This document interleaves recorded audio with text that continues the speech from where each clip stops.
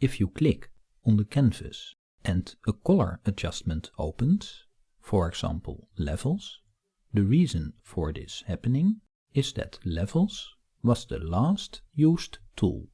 Let's have a look.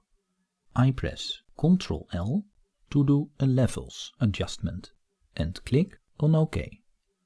Although the Levels window has closed, Levels is still the selected tool, which we can see in the tool options.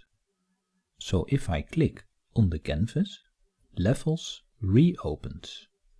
Like in Photoshop, a tool will stay active until you choose another tool. However, in GIMP, color adjustments are tools and can be placed in the toolbar, and in Photoshop they are not. So, when a color adjustment opens, after clicking on the canvas, just click on the tool you intended to use, for example the Move tool, and the color adjustment window will close automatically. In the next lecture we will look at the floating selection